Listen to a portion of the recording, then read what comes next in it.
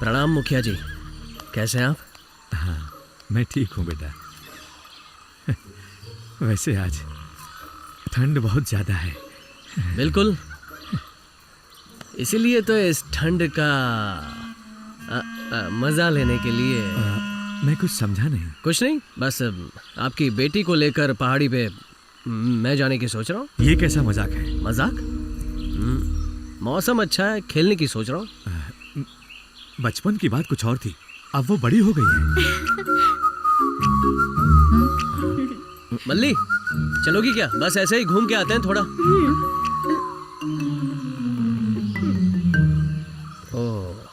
सुनो बेटा, अब तुम जाओ यहाँ से, समय बर्बाद मत करो। मेरी बेटी हद पार करके एक कदम भी बाहर नहीं रखेगी, समझे तुम? सुनिए, उधर देखिए ना। क्या है ये? अब पिता की बात का क्या मान रह गया? मैंने कब पिताजी की बात टाली है माँ? तभी तो दरवाजे से एक कदम आगे नहीं बढ़ाया, पीछे से आई हूँ। चलो माँ। पवन मल्ली। कल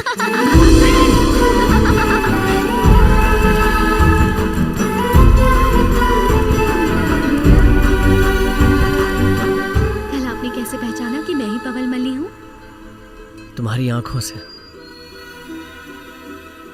बचपन में जब मेरी बहन मरी थी, इन्हीं आंखों ने आंसू बहाए थे मेरे लिए। कुछ तो है इन आंखों में, कुछ अलग। मेरे पिताजी उस टेढ़े कुमार के साथ मेरी शादी करने की जल्दबाजी कर रहे हैं। जब तुम परदेश में थी, तब से तुम मेरे दिल में हो। अब तुम्हें कैसे किसी के साथ शादी करके जाना?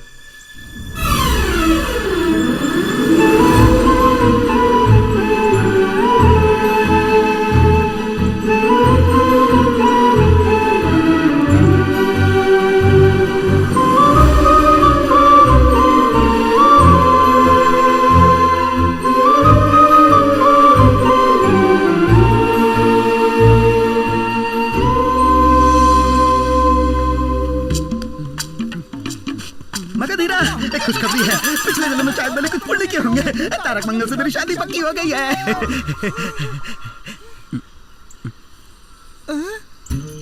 अचानक कैसे?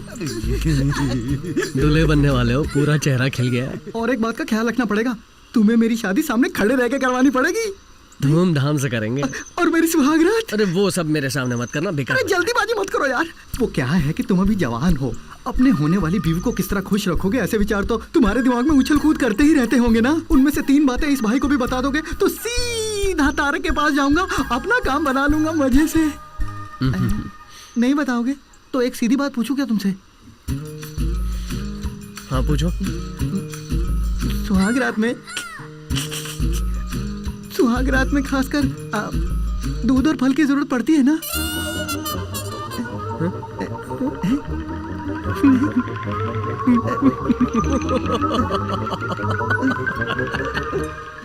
क्यों भाई हंस रहे हो? फल और दूध तो चाहिए, क्योंकि तुम्हारे अंदर ताकत होनी चाहिए।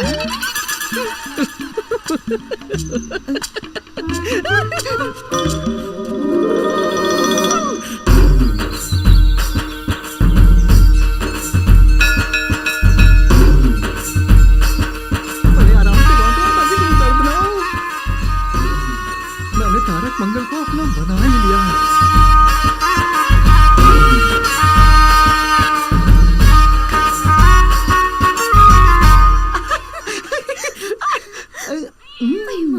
मेरी कमल की फूल, इस सुहाग रात के लिए कितनी रातों से इंतजार कर रहा हूँ। तारा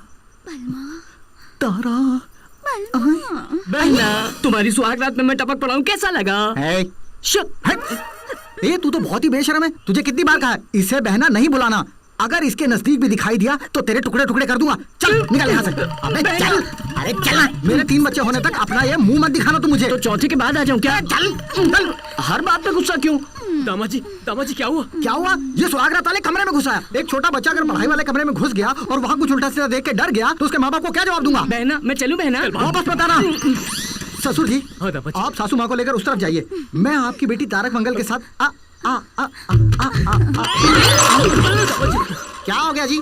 एक बिल्ली तो गई है, कोई हाथी थोड़ी गया जो चिल्ला रहे हो। बात नहीं है दामाद जी, सुहागरात के दिन पैरों के बीच में से अगर बिल्ली चली जाती है तो वो बड़ा अपशगुन माना जाता है। ये कोई मामूली बात नहीं है। तारका, चलो बेटी। ससुर जी। ओफो, एक बिल्ली ने रास्ता काट कर मेरी पूरी सुहागरात खराब कर दी। अब मैं क्या करूं हे भगवान। ओहो, बिल्ली जब इनके पैरों के बीच से निकली थी तब शुक्र चौथे स्थान में था, चौथे स्थान में होने वाला मंगल 7वें घर में था। चाहे कुछ भी हो, अब 3 दिन तक सुहागरात नहीं मना सकते। क्या कहा 3 दिन? अरे माँ बापू, अब मैं क्या करूँ माँ? सुनिए, कोई और रास्ता नहीं है क्या? मेरा बेटा बहुत जल्दी बचा रहा है। जल्दी ना बचाओ तो क्या करूँ बापू? तुम यहाँ इतने उछल कूद कर रहे हो तो वहाँ जाकर क्या वहाँ पे करोगे? तो मैं बहुत जोरदार करूंगा। ये बात उसे कहनी चाहिए। अरे सुनो ना, हर काम के लिए कोई ना कोई तोड़ होता है। इसके लिए भी कोई तोड़ तो होगा। आप बताइए, मैं झट से पूरा कर दूंगा और अपना काम निकाल लूंगा। इसका तोड़ ही चाहिए ना? हाँ। नहीं है। दामाद जी, अब 3 दिन के बाद ही सुहागरात होगी। कुएं का पानी कोई चुरा के नहीं ले जाएगा। जरूरत पड़ी तो मैं सिर्फ 1 बाल्टी पानी ले सकता हूँ क्या ससुर जी? 1 बाल्टी? 1 लोटा भी लोगे तो गड़बड़ हो जाएगी। अबे हट, काम खराब कर दिया।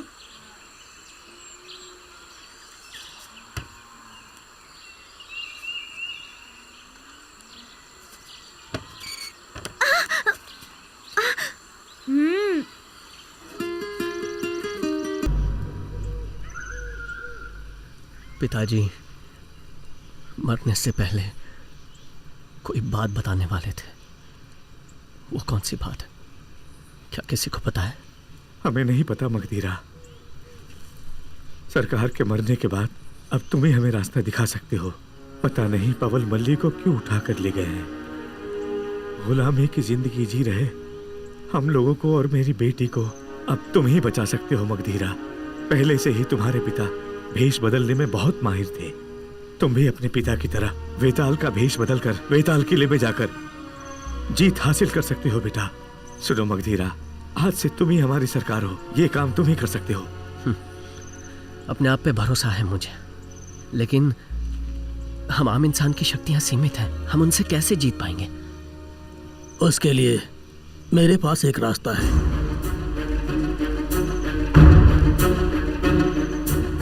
ये दवा,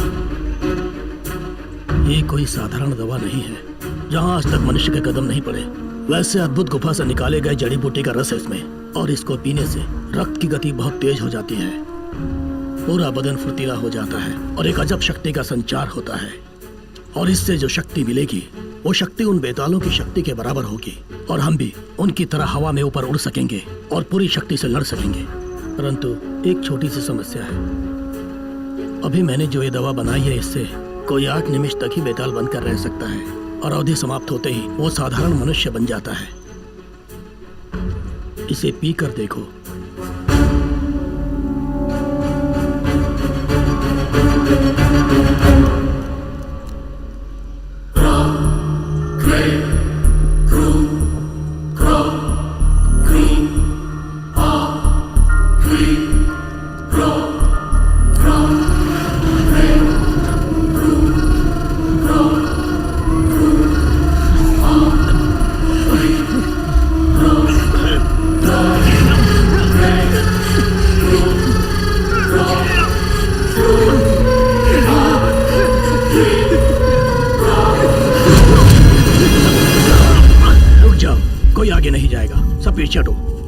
हट जाओ पीछे।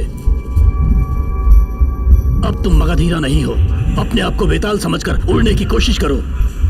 ये तुम कर सकते हो, ऊपर उड़ सकते हो। उठो, इसी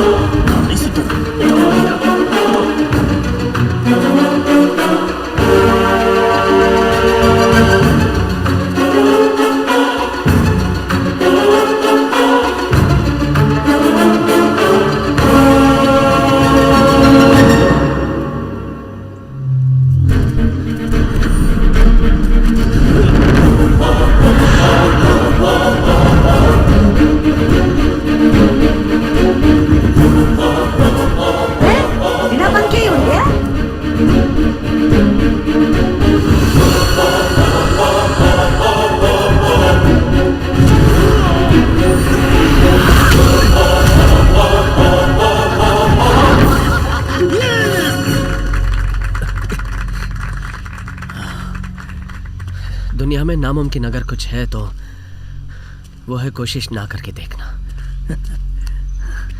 आपने शक्ति की दवा तैयार करके साबित कर दिया कि सब कुछ मुमकिन है।